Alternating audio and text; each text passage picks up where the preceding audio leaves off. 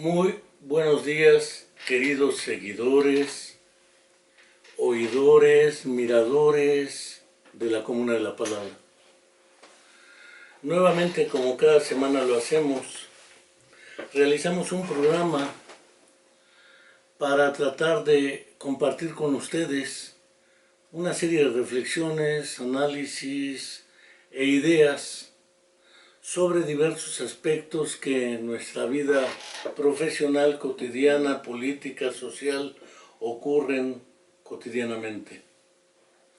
No quiero dejar de señalar, como cada semana hago, que ha transcurrido otra semana más, ha transcurrido un mes más, y la mentira histórica sobre los 43 estudiantes de la Escuela Normal Rural Raúl Isidro Burgos de Ayotzinapa, Guerrero, en Tixla, siguen sin aparecer, siguen sin ser explicadas las condiciones y circunstancias que hicieron posible dicho evento, y aún no se encuentra explicación creíble y legítima alguna sobre su desaparición forzada como parte de políticas de Estado de los gobiernos precedentes, que indudablemente instrumentaron como estrategias de control y represión política e ideológica. No quiero dejar de enviar nuestro saludo a Angélica. Sabe que, como se expresó en la televisión en Canal 11 y en Proceso antier en la noche, a las 11 de la noche, en un nuevo programa, seguimos esperando la aparición con vida de Viridiana, y naturalmente seguimos esperando la explicación que el gobierno y Estado mexicano deben dar a satisfacción. Tampoco quiero dejar de recordar a ustedes que una vez que las instalaciones de la Facultad de Psicología de la Universidad Autónoma del Estado de Morelos se trasladaron de un edificio a otro, y toda vez que la administración central anterior favoreció el que se pintara un mural en la pared de la Facultad de Psicología, que según expresa el texto en la parte inferior del mismo, que ese mural será borrado cuando aparezca Viridiana con vida, o una explicación creíble y verosímil. Ahora que se ha cambiado, también recordamos que es necesario mantener ese mural como una muestra de solidaridad que la Universidad Autónoma del Estado de Morelos en su momento expresó a través de Viridiana con los miles de desaparecidos en nuestro país.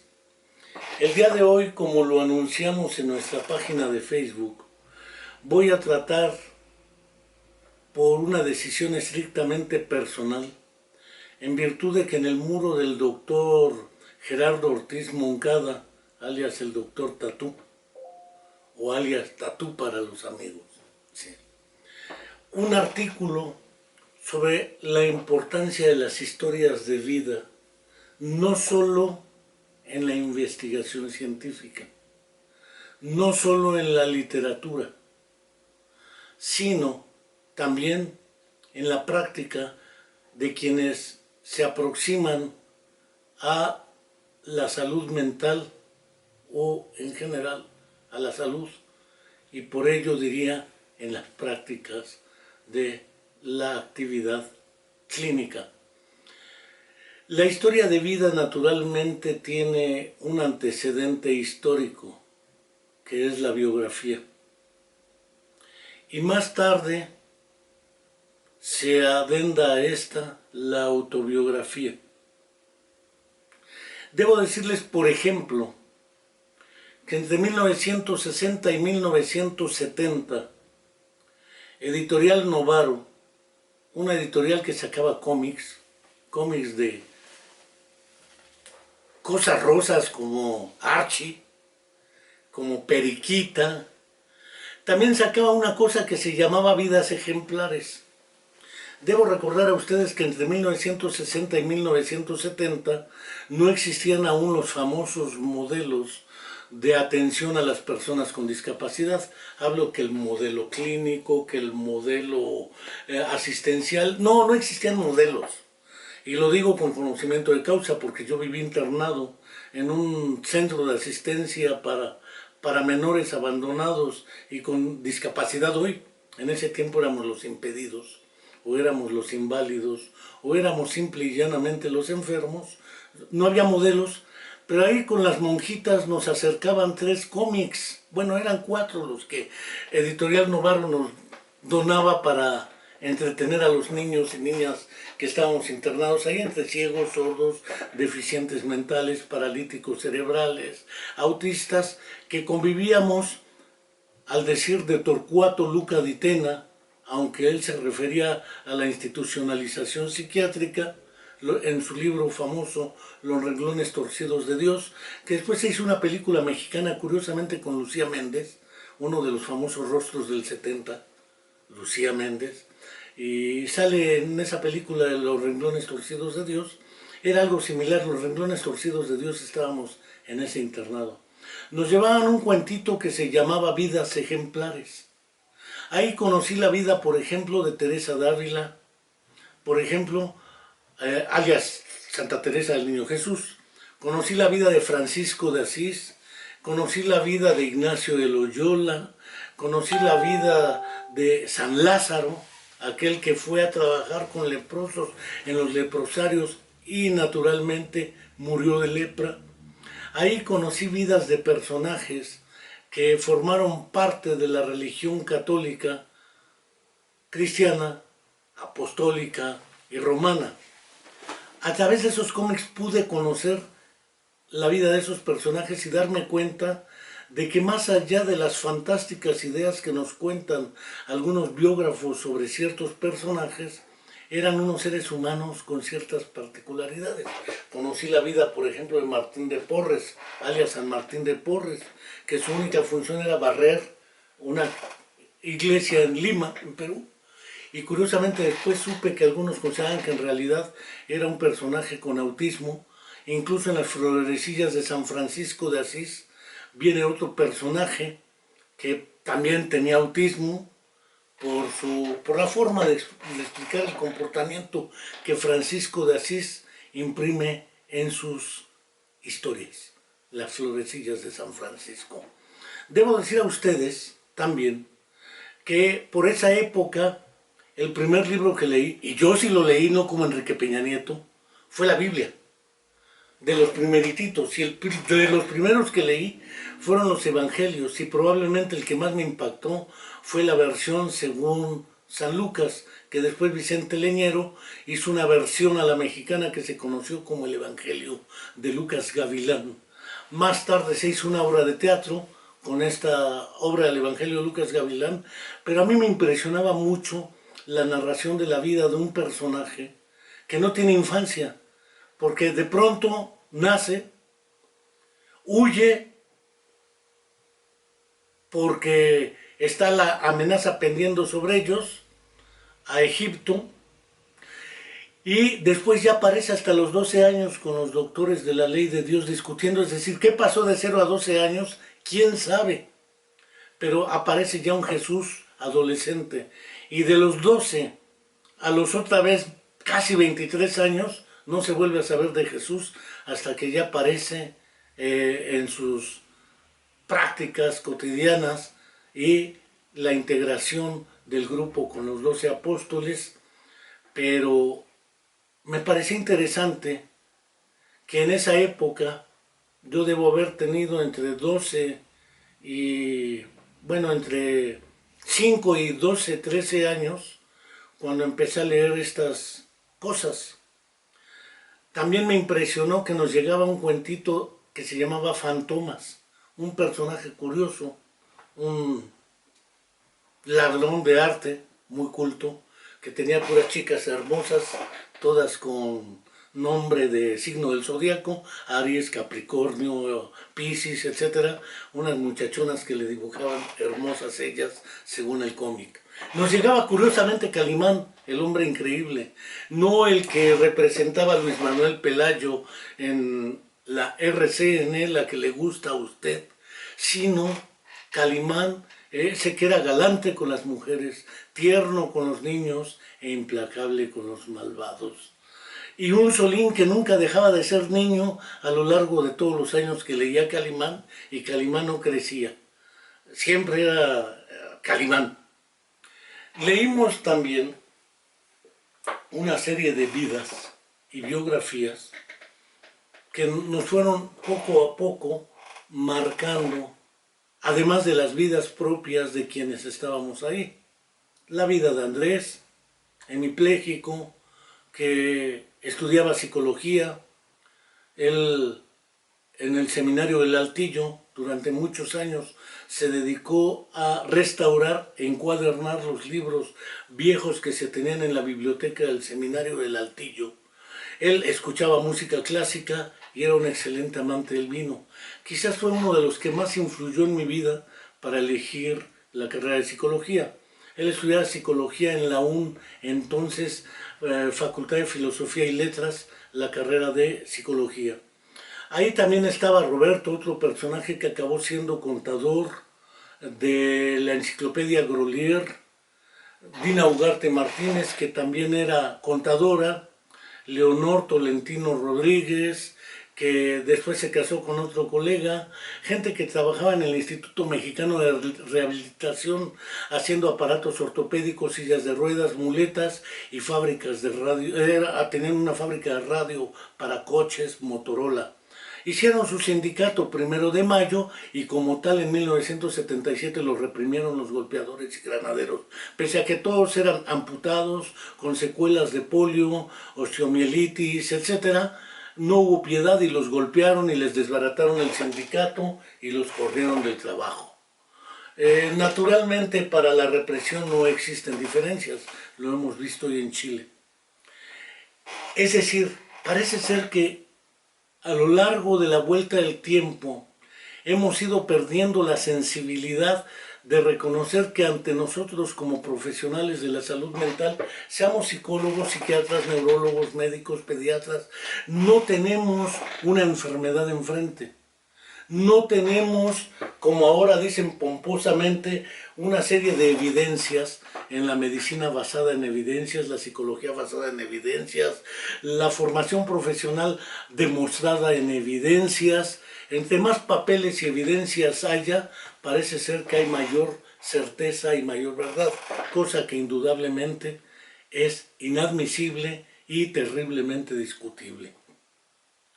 Posteriormente, ya hacia probablemente 1975 y 80, ya iba regularmente al cine. Había un cineclub que se llamaba Filosofía, que después dirigía Toño en la Facultad de Psicología de la UNAM, y un cinéfilo de alta envergadura y de alta cultura literaria, el doctor Omar Torreblanca Navarro. Estuvimos viendo y comentando el cine como herramienta del conocimiento humano y psicológico. Recuerdo haber visto en esa época, entre 1975 y 80, una serie de películas que me marcaron profesionalmente. La primera, y de la cual no dudo que valga la pena rememorar, es El niño salvaje de l'Aveyron, de François Truffaut. Una película que narra la vida de Víctor de l'Aveyron, un personaje encontrado en el año de 1799 en los bosques de Cannes, en Francia, el cual fue abandonado, se dice, a su suerte. Posteriormente, Alberto Leónidas Merani Colombo, en un libro de título Naturaleza Humana y Educación, publica el trabajo del primer estudio longitudinal realizado con ese niño por el propio Jean-Marc Gaspard Marie de Itard, alias Itard para los conocedores. Itard publicó el diario del trabajo con el niño de l'Aveyron porque el padre de la psiquiatría moderna, Philippe Pinel, consideró que era un niño con invisibilidad congénita constitucional sin perversión de los instintos, porque en esa época se hablaba de dos tipos de problemas: los problemas del deterioro psicológico y los problemas del deterioro moral. En los deterioros morales estaban las perversiones de los instintos. Y naturalmente este muchacho no tenía perversión de los instintos y sin embargo sí tenía esa imbecilidad congénita constitucional. Posteriormente, hasta la década de los 70 se le llamó deficiencia mental profunda. No quiero ahorita entrar en ese asunto, pero a través de la biografía y del estudio longitudinal que se hizo de Víctor de l'Aveyron por parte de Jean-Marc Gaspard Marie d'Itard, quien fuera uno de quienes trabajaron con el Abad Sicard en la Escuela para Sordos de París y los primeros que empezaron a plantear la posibilidad de construir una lengua de señas en Francia, y plantearon clara y nítidamente que la alternativa para atender al caso de Víctor, un caso que posteriormente se ha documentado como de autismo, y se documentara también otros casos, plantearon que la alternativa más recomendable para atender a estos tipos de individuos era la educación y no la psicoterapia. Esto es interesante, en esa época no había psicoterapia tampoco. Era el planteamiento educativo que Itard sugiere y que posteriormente en un libro de Augusto Montanari que se llama Psiquiatría y Pedagogía en el Iluminismo Tardío, una edición argentina de Ediciones Centro Editor de América Latina de los 70s, ponen el debate entre Itard y Pinel acerca tanto del diagnóstico como de las alternativas para intervenir en casos como los de Víctor de l'Aveyron. Posteriormente, en el Cineclub Filosofía y Psicología vimos una película del insigne cineasta alemán Werner Herzog, quien hubiera hecho, por ejemplo, la balada de los niños soldados en el caso de Nicaragua, a propósito de la contrarrevolución financiada por Ronald Reagan contra el Frente Sandinista. También hizo un documental, entre otros, recuerdo tres particularmente. Uno se llama El futuro mutilado o El futuro discapacitado, en una traducción realizada por los españoles. En la traducción para América Latina se llama El futuro mutilado. Trata directamente con los sobrevivientes del uso de la talidomida como un fármaco para reducir los síntomas del embarazo indeseables, y sin embargo casi todas las mujeres que tomaron la talidomida como medicamento para reducir los síntomas del embarazo indeseables nacieron con amelia, focomelia o hemimelia, es decir, con ausencia de miembros inferiores, superiores, los cuatro, etc., y con diversas malformaciones en las extremidades. Kaspar Hauser en este documental entrevista a muchos de los sobrevivientes y a sus familias de qué ha significado en la existencia personal como grupo, como individuos, como familias y como sociedad la presencia de este tipo de malformaciones tan vistosas y tan aparatosas. Me sorprende mucho la crudeza con la cual Herzog presenta estos casos, porque son muy claros y muy aleccionadores de que quizás las prácticas de la clínica hoy deshumanizadas han olvidado por completo que el ser humano es el objeto de nuestra propia actividad. Debo decir que después se publicó las memorias del caso de Kaspar Hauser por Paul Johann Ansel von Feuerbach, pariente del filósofo Feuerbach, al que Marx le dedicara sus 11 tesis famosísimas. Publica una memoria de otro documental, bueno, es en realidad una película documental que realiza también Herzog y que viene esa época, se llama El enigma de Kaspar Hauser. Es un documental película actuada por uno de los actores favoritos de Herzog, actuando de Kaspar Hauser, e impresiona dos tipos de eventos, mientras que Víctor de l'Aveyron, presentado en la película El niño salvaje de Truffaut, es un niño que fue abandonado en el bosque y que fue curiosamente cuidado por una loba, según se narra en la historia. Después un sacerdote hindú, Singh, narra el caso de dos hermanas Kamala y Amala, las cuales también fueron abandonadas y curiosamente fueron cuidadas por una loba. Ambas fueron abandonadas en diferente momento y ambas fueron cuidadas por la misma loba en diferente momento. Desde Rómulo y Remo se ha mencionado el papel de las lobas en el cuidado de los humanos mitológicamente, pese a que Caperucita Roja y el Lobo Feroz o Pedro y el Lobo tienen la versión opuesta de que el lobo es el peor enemigo. Eso llevó a estar atacando lobos y casi a provocar su extinción. Sin embargo, en el caso de Kaspar Hauser no fue abandonado en el bosque, fue encerrado en una celda durante los primeros 16 años de su vida. Y dentro solamente su cuidador entraba a darle de comer, a bañarlo y a cambiarlo de vez en cuando. Son dos tipos de abandono diferente. Mientras uno es el encierro, el otro es aparentemente el esquema del abandono a su suerte, es decir, al ver qué sucede. Ambos casos son referidos, por ejemplo, en La Fortaleza Vacía, por Bruno Bettelheim, como dos casos evidentes de un tipo de autismo. En ambos casos hay abandono en la infancia y empiezan a plantear toda una teoría psicoanalítica, en el caso de Bruno Bettelheim, sobre el fenómeno del autismo. Hoy, ya referido por el Manual Diagnóstico y Estadístico creado por la Asociación Psiquiátrica Americana en su versión 5, como trastornos del espectro autista. A mí me impresionaba mucho ese tipo de cine, ese tipo de literatura, y dejaron una huella muy profunda en mi caso.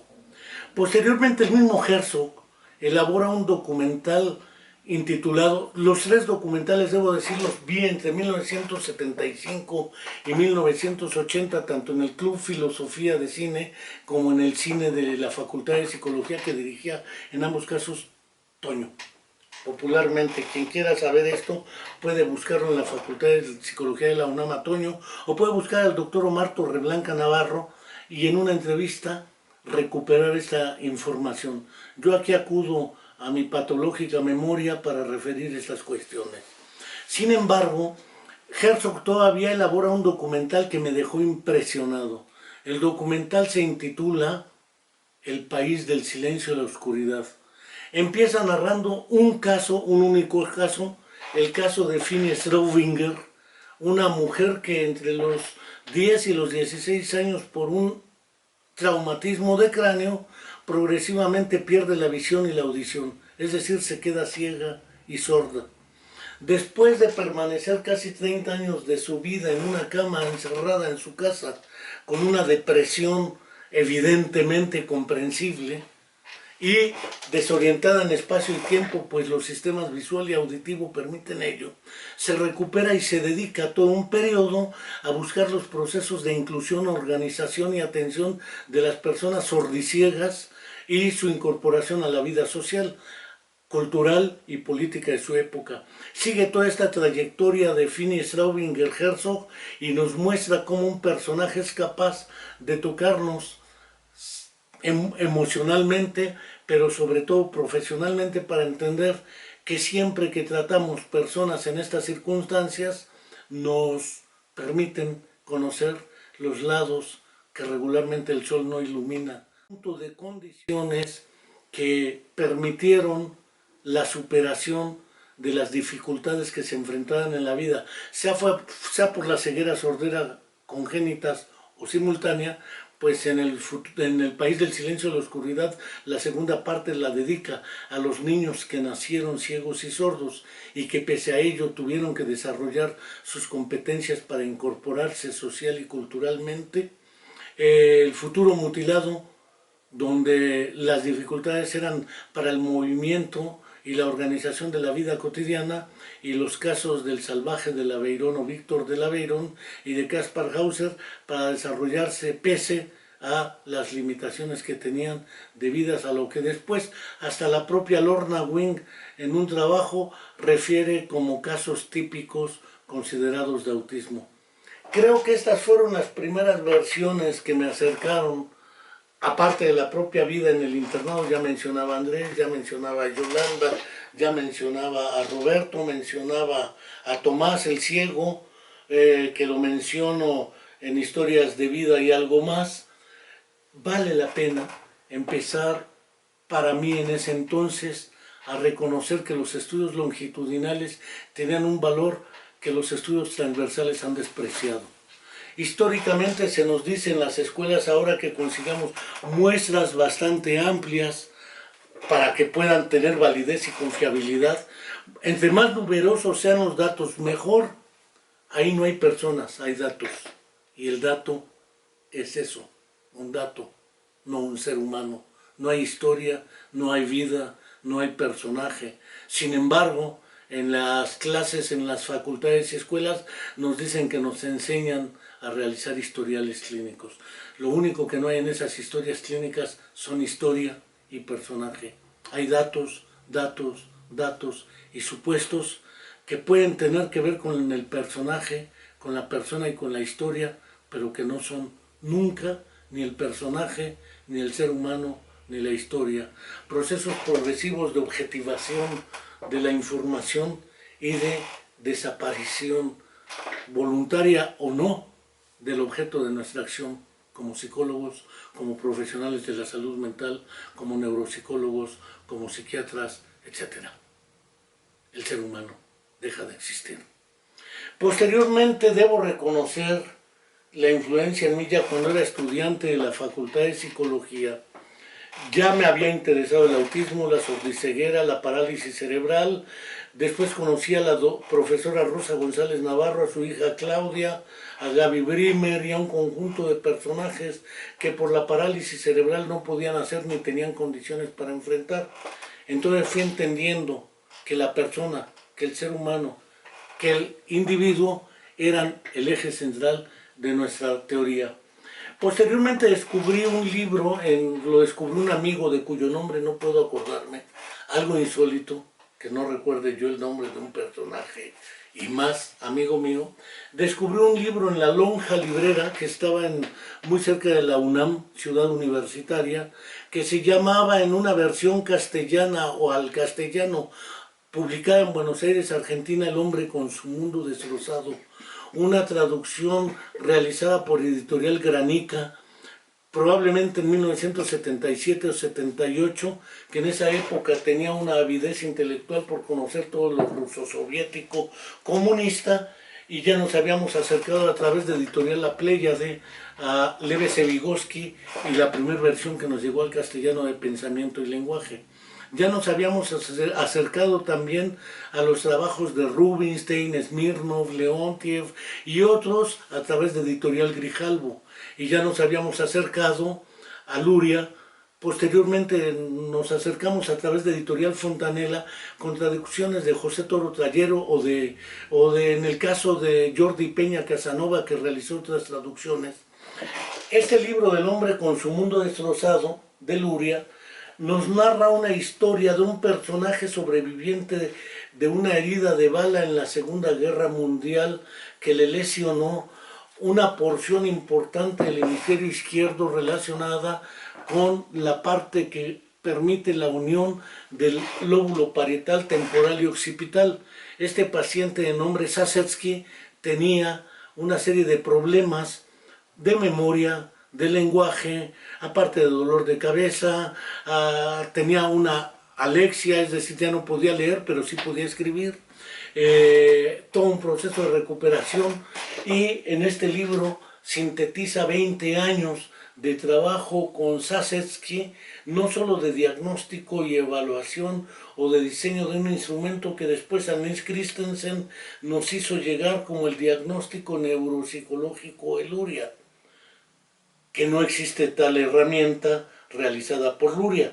Es más bien una sistematización que después Luis Oliva en La Habana, a través de Editorial Orbe, traduce lo que sería las funciones corticales superiores del hombre, que después Fontanella saca una versión en 3 tomos, pero la versión cubana de Luis Oliva es la que nos llega directamente de Editorial Orbe de La Habana, Cuba, y ahí venía toda la explicación de Luria metodológica y de la organización cerebral, entre otros trabajos. En este libro nos narra en ruso Pirishvanie, un conceptejo que Vygotsky utiliza preferentemente para referir la vivencia, que es distinto a lo que llamaban otros la experiencia. La experiencia ha sido considerada mucho más filosófica o mucho más reflexiva, mientras que la vivencia lleva todo lo que Antonio Damasio decía en El error de Descartes. Es importante considerar. La vivencia lleva la emoción, lleva el contenido ideológico, el contenido cultural e histórico que la experiencia como categoría filosófica no ocupaba. Esa Pirishivanie, esa vivencia que abarca 20 años a partir de una herida de bala en el cerebro, y cómo intenta recuperar ese mundo o reorganizarlo Sasetsky con la ayuda de Luria, es lo que encierra la publicación de este libro del hombre con su mundo destrozado. Posteriormente nos llega del propio Alexander Luria en Editorial Trillas. Hubo una versión en siglo XXI, editores, dedicada a los gemelos Lula y Liusa, sobre lenguaje y desarrollo intelectual en el niño, casos de retardo en el desarrollo del lenguaje en un tipo de gemelaridad por otras razones. Los personajes son dos gemelos que posteriormente René Sassot publicara en un trabajo magistral que se llama Los gemelos, la pareja y la persona, sobre la influencia de la gemelaridad, que viven con la misma familia o que se separan de la familia, y el impacto que tiene la correlación herencia, medio, circunstancias, y Leontief después insistirá en la categoría de actividad, como antes lo había hecho Rubinstein. En este trabajo, La mente del mnemónico, nuevamente Luria nos presenta otro caso, el caso Shh. Es un caso de un periodista, curiosamente, que tenía una memoria súper prodigiosa. Durante muchísimos años siguió al buen, en este caso no era Sasetsky, debe haber sido Shereshevsky, según yo, o según mi memoria, y cómo impactaba este fenómeno de la memoria en la estructura de su personalidad y su actividad. No es la memoria como un fenómeno separado de las vivencias de Shereshevsky, es la memoria como parte de la estructura de su personalidad y sus vivencias. Quizás valga la pena recomendar un texto bellísimo de Jorge Luis Borges, Funes el Memorioso, dedicado a un personaje que naturalmente tiene el mismo problema de Shereshevsky, no poder olvidar. Ya Freud y Hermann Ebbinghaus se habían dedicado a investigar el papel del olvido, pero muy excepcionalmente investigamos el papel de no poder olvidar y su impacto en la estructura. Posteriormente, Editorial Norma, en una traducción de Jordi Peña, publica un libro que se llama Mirando hacia atrás. En Estados Unidos, Michael Cole y Sheila Cole hicieron la edición de lo que se llama The Making of Mind. Esta es una autobiografía del propio Luria. Autobiografía donde refiere ciertas cosas que para algunos son incómodas, como su relación directa con Sigmund Freud, a través de que lo nombrara el primer representante en toda la ex-URSS de la Asociación Psicoanalítica, particularmente en Kazán, y nombra a Luria como su representante. Luria lo narra muy coloquialmente, pero me interesa más otro capítulo, que es el capítulo 10 de este libro, donde Luria refiere que la historia de la ciencia ha estado dividida en dos perspectivas. La ciencia objetiva, que trata de explicar grandes muestras de poblaciones, con estudios estadísticos descomunales, con comités de ética que validan todo ello, con permisos o autorizaciones documentadas e informadas para trabajar ciertos aspectos. Luria habla de otra cosa que él denominó ciencia romántica. Y en la ciencia romántica incluye Luria particularmente sus tres trabajos: el dedicado a Sasetsky en El hombre con su mundo destrozado, el dedicado a Shereshevsky en La mente mnemónico, o un pequeño libro sobre una gran memoria en otra versión, ¿sí? Y el trabajo con los gemelos, el papel del lenguaje en el desarrollo. Es curioso que Luria hable de ciencia romántica porque dice que la ciencia no solamente tiene la función de crear modelos teóricos o explicativos verosímiles y plausibles sobre ciertos segmentos de la realidad, no únicamente tiene por objeto diseñar estrategias de intervención para afrontar diversos problemas sociales o crear problemas teóricos para seguir desarrollando el conocimiento. Además, dice Luria, tiene por objeto recuperar nuestro carácter humano, ver que los humanos están ahí y que no pueden olvidarse, y que estos son los que alimentan parte de nuestra propia vida. No quiero dejar de señalar aquí, posteriormente, en un curso que nos dio en la UNAM probablemente en 1980, uno de los fundadores de la neuropsicología en América Latina, el doctor Juan Enrique Ascuaga, de Buenos Aires, nos impartió un curso sobre neuropsicología infantil y refirió un trabajo que a mí me dejó impresionado en ese momento, el trabajo que se hubiera publicado sobre un caso de prosopagnosia por Oliver W. Sacks, el hombre que confundió a su mujer con un sombrero. Posteriormente, una alumna que tuve en la UAM, Mariana Sam, ha de haber realizado un viaje a Barcelona y me trajo de Muchinic Editores la primera versión al castellano del hombre que confundió a su mujer con un sombrero.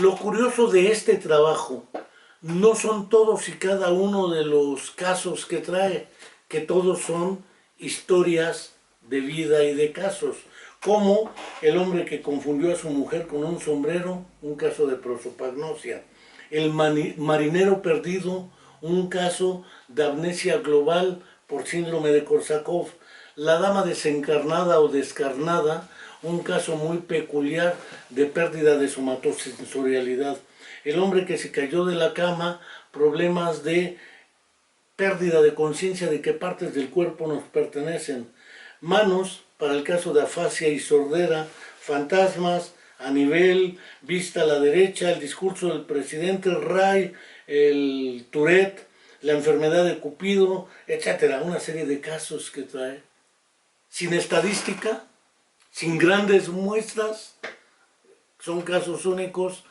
y que sí han aportado al desarrollo de la ciencia, la neurología y la neuropsicología. No quiere decir que los otros no lo hagan, sin embargo, indudablemente no podemos despreciar en virtud de los otros estos.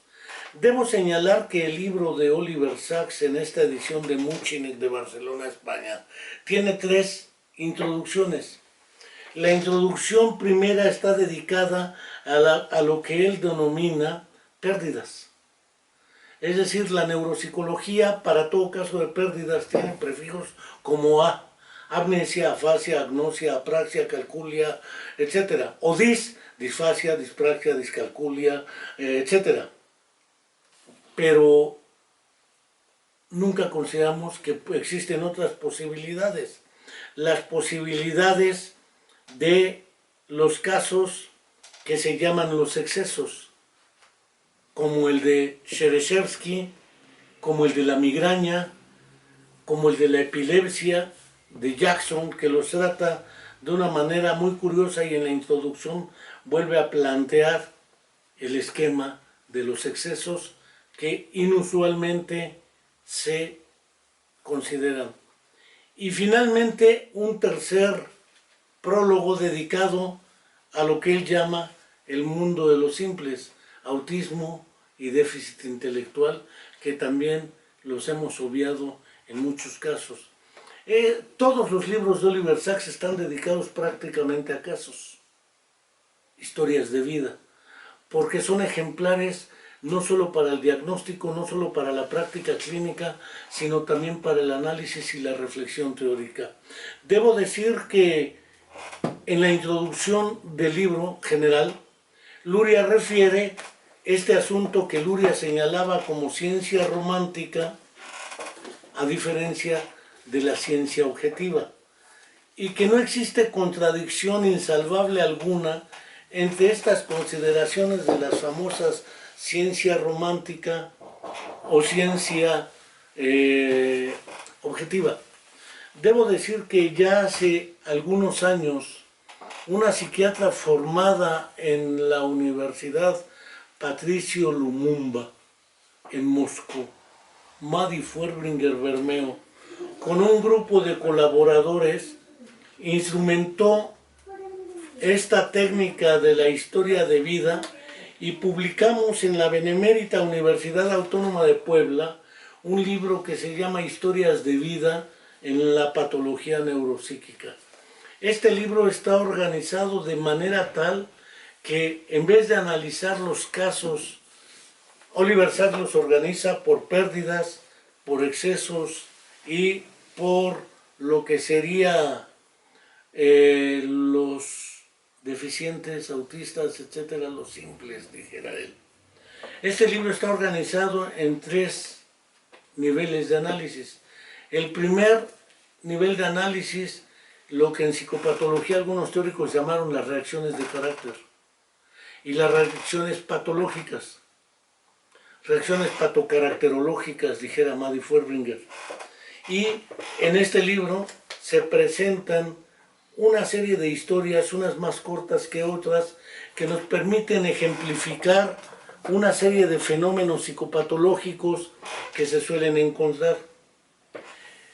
Este libro de autismo, El autismo, la ausencia del yo, que hubiera publicado en Editorial Académica Española, es un trabajo dedicado, muy reciente, bueno, no tanto, es de del 2012, está dedicado hasta ese momento a lo que el autor del libro, o sea, yo, tenía de referencia en torno al autismo, hasta teoría de la mente, funciones ejecutivas, pero todavía no lograba una amplia difusión. En nuestro caso, los trabajos de Ramachandran a propósito de la hipótesis del déficit del sistema de neuronas espejo y el impacto al autismo. Sin embargo, sí tiene el comienzo con lo que es el caso de Kaspar Hauser, el caso de el propio Víctor de l'Aveyron y el caso, indudablemente, de Jenny, que el propio Bruno Bettelheim refiere en La fortaleza vacía, de Editorial Laia, también de Barcelona, España. Debo decir que entre 1980 y 85 y hasta la actualidad debo haber visto ya más de 50 veces esa película del sensei del cine japonés Akira Kurosawa, Dersu Uzala.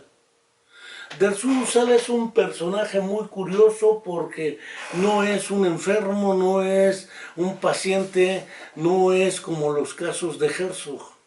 Y sin embargo, es un caso que por contexto, cultura y entorno desarrolla otras formas de realizar su pensamiento, su actividad y su conocimiento del mundo. Esto el mismo Luria lo trabaja en los años 30 en la región más al norte de lo que es la ex-URSS, y trabaja en un libro que posteriormente se publicó como Los procesos cognitivos, un enfoque sociohistórico, también de Editorial Fontanella, y el entorno, la cultura para el desarrollo de herramientas del conocimiento del pensamiento de los otros, particularmente los test. En todas estas estrategias de explicación armadas para comprender el pensamiento, voy a decir occidental, resulta que Dersu Uzala no encajaba. Y naturalmente no encajaba porque esos instrumentos objetivos, medibles, cuantificables, probados con muestras amplias, no probaron la cultura, el idioma, los valores, las creencias y la pirishivani, las vivencias. Por ello es que esa película y la presencia de Don Goyo, o sea, mi padre en el internado cada domingo durante 10 años, de 1960 a 1970, la historia de Rosa González y sus hijas, una de ellas con parálisis cerebral, la historia de Vianney, una chica de nuestra universidad, etcétera, me llevaron a escribir una serie de historias de vida y algo más, porque la historia de vida efectivamente es una herramienta que nos permite en educación, en psicología y en la investigación realizar aportes de indudable trascendencia.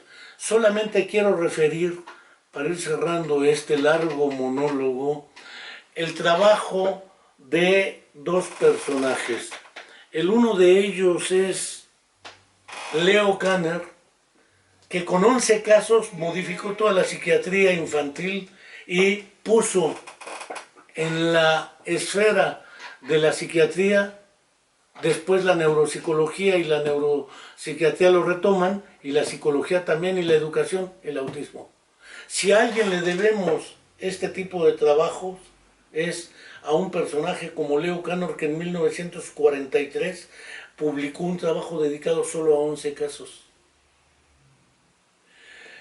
Un año después, según se dice, el propio Hans Asperger, que él no fue quien le llamó síndrome de Asperger o trastorno de Asperger a lo que él denominó psicopatía autista, fue cuando Lorna Wing hace la traducción del trabajo de Asperger del alemán al inglés, le puso el título al artículo, el síndrome de Asperger. Pero eso es una curiosidad que agregó Lorna Wing y que indudablemente no era propuesta de Hans Asperger. Hans Asperger habla de psicopatía autista con menos casos que Leo Kanner. Y sin embargo, no presentan en sus trabajos un solo análisis de chi cuadrada, t de student, regresión lineal, ni nada que se le parezca, pero sí impactaron y transformaron toda la práctica psiquiátrica. Debo decir que penosamente no se debe solo a Kanner y a Asperger este asunto del autismo, también se debe a el trabajo de una mujer que, para su desventaja, era rusa, comunista, judía y mujer.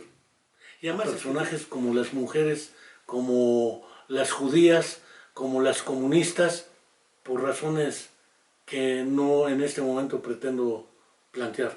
Ellos no hicieron nunca análisis de ese corte, ni Piaget siquiera. Y sin embargo son los que impactaron, ni Vygotsky, ni Luria. Y son los que impactaron la ciencia de quienes hoy nos dicen, hagan muestras, métanlos a comités de ética, etcétera, etcétera. Nos parece que hemos ido progresivamente cayendo en un proceso de deshumanización, probablemente involuntario, en virtud de una esclavización al dogma del carácter objetivo, cuantificable, medible y contrastable y replicable del conocimiento, y para que ciertas élites de productores, validadores y justificadores de la práctica científica digan que efectivamente así es.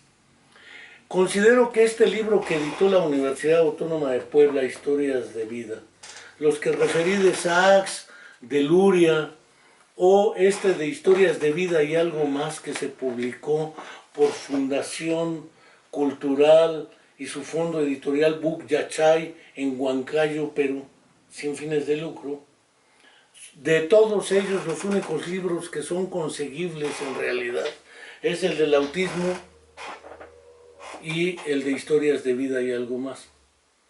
El de Historias de Vida y algo más, quien quiera adquirirlo, basta con que envíe un correo a jenrique@u de universidad, a de autónoma, e de estado, m de morelos.mx.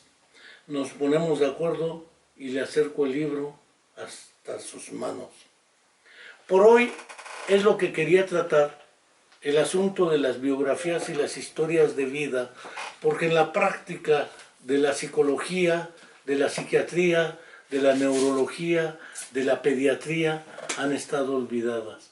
Y tampoco quiero dejar de señalar, ya hubo un trabajo que se llama Terapia en Familia, de personas con discapacidad, a lo cual tanto Paul Václav como la Escuela de Milán, Andolfi, Mara Selvini Palazzoli y otros han realizado una serie de trabajos dedicados al análisis del impacto de la llamada discapacidad, no solo en la persona, sino en el contexto de la familia y la comunidad.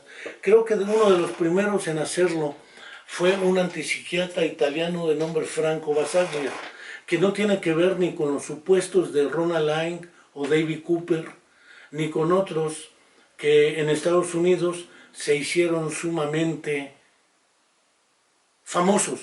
Tienen que ver con el proceso progresivo de emancipación del paciente con problemas de salud mental de la institucionalización psiquiátrica. Erving Goffman, en Internados y en Estigma, también deja muy clara esta situación. Eso sería por lo pronto.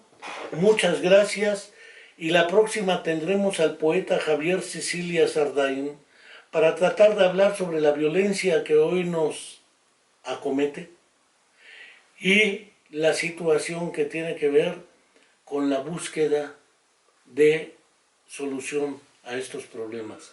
Hasta la próxima.